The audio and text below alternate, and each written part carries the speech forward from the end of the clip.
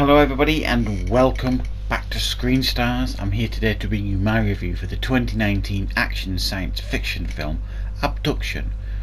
A film that stars Scott Adkins, another one of his conveyor belts of straight to DVD action flicks, and also stars Andy On. And I suppose a film like this doesn't give you a lot of hope when the biggest tagline it's got is from executive producer Roger Corman. Now I know Roger Corman's a cult favourite, but that's not exactly, it doesn't fill you with confidence for the quality of this movie, I suppose you could say. And what is this film about? Well, I'll try my best with some plot here. This film initially starts with Scott Adkins' character Quinn, who we see waking up in this bizarre world. People with spiders in the backs of their necks, being controlled, and he's trying to find his daughter. He gets beaten up, booted out of a tower, and somehow he ends up coming out of a fountain in Vietnam in 2018, and this is in 1985 where it was previously. So he's no memory initially when he climbs out this fountain in Vietnam. He can't speak properly, he's stuttering all the time, and he gets arrested, and some doctor insists that she's going to help him. So that's his story initially, and there's another character, Connor, played by Andy On, who's an assassin basically, hitman. He does one last job in order to get enough money so he can get out of the business and start a new life with his wife, who he's very much in love with, although she's not too keen that he's a hitman, but you know, who would be? She then gets taken by these other dimension beings, I suppose you could call them.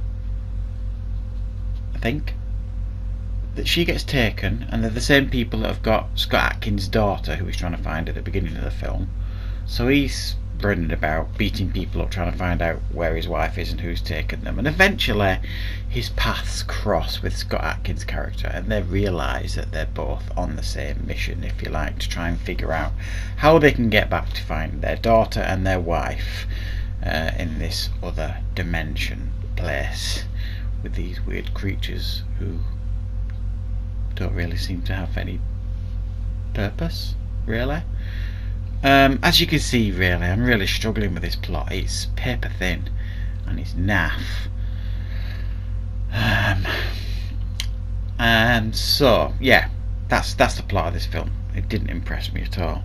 However, this film had a little bit of charm to it. It wasn't terrible in a way I was expecting, I'll be honest. The fight scenes are passable. They're well choreographed. I mean, you've got two great martial artists here. You've got Andy On and Scott Adkins, both accomplished martial artists, clearly, and their fight scenes work well. Scott Adkins acting in this, I mean, let's be honest, he's not Robert De Niro or something like that. He ain't ever going to be an Oscar-winning actor. That's not why you watch his movies, but at times in this piece his acting's all over the place. You're not sure early on if he's trying to do comedy. He tries to put a bit of humour in it. It just falls flat massively. Andy On, I think, does fine in this film. Pretty one-dimensional performance, but he doesn't stretch himself, and he does everything he's asked to do, and he does it well. So the action scenes are passable. The sci-fi element of this just doesn't work.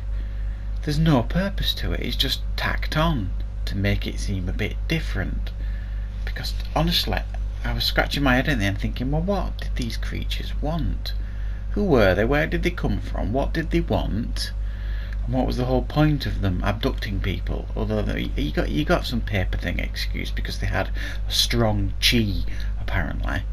So that was the reason they were all being taken.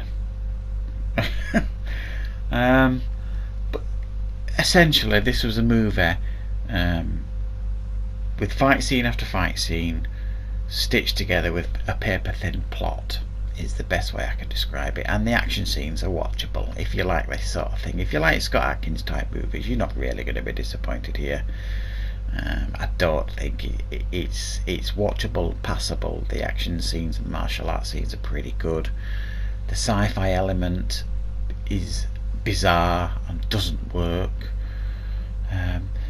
The effects, I suppose, are okay. I've seen far worse, but you know, they don't exactly sell the movie, the effects.